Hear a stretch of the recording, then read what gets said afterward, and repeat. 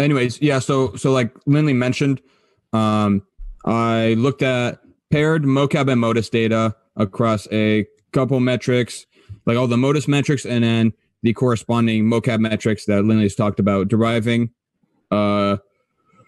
ways, like essentially all approaches from like what I kind of did, the methods I used, and then we can kind of talk a little bit about some of the results and why the results could be different from our validation study that was published, and then what we're looking to do for going forward. A lot of the stuff was essentially looking at two main ways of analyzing it. Similar to the study, we focus on reliability, which is, colloquially known just as correlational analysis.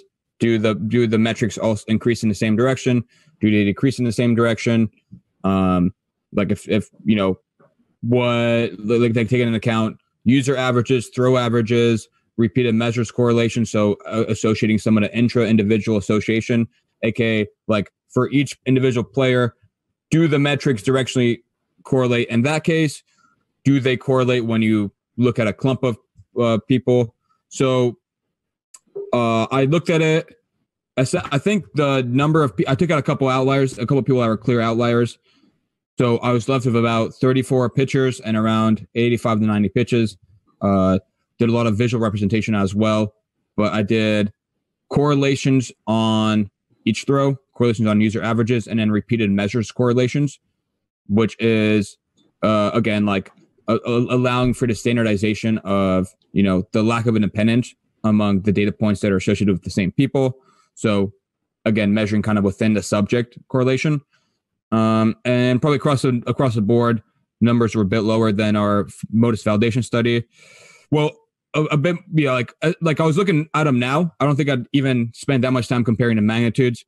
Our Varus to torque wasn't too far off. Yeah. Arm speeds were a bit lower. Shoulder rotation was still fairly robust. One of our arm stall metrics was pretty decent, but the arm stall metric we found in the Motus validation study was much, correlated much higher.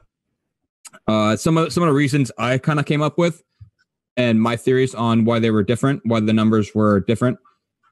First off, we have a difference in number of subjects and data points.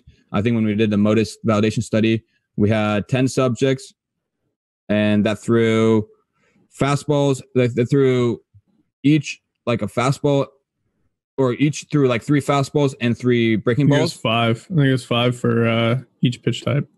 It was 5 for each pitch type? Okay. I believe so. Okay.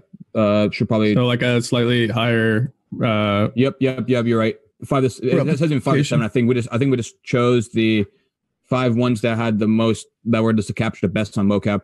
Whereas here we took like 2 to 3 pitches per guy, and it was mostly, I think the idea was fastballs, right, Lindley? Mm-hmm. Yeah, because we just used assessment data for when guys came in assess. They just threw with a Motus sleeve on as well. Yeah, and also in the validation study, we used just user averages rather than also looking at repeated measures correlations, that kind of stuff.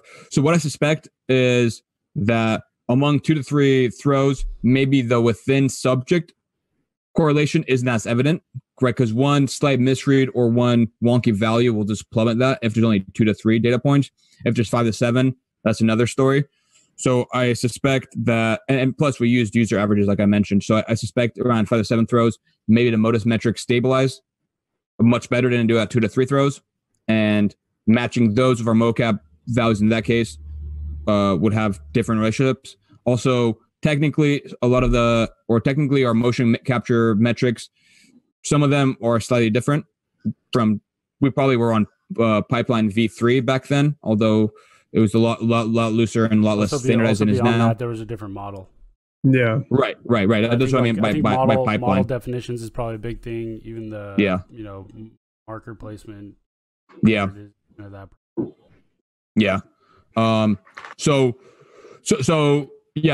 our thoughts, or at least my thoughts that Lindley seemed to agree with as well, is we need to like rerun stuff with more throws, like kind of mocap and Motus larger sessions as a whole, and then match those players across multiple data points, and also talk about varying intent levels as well to see if that is something that impacts like the way numbers trend up and down.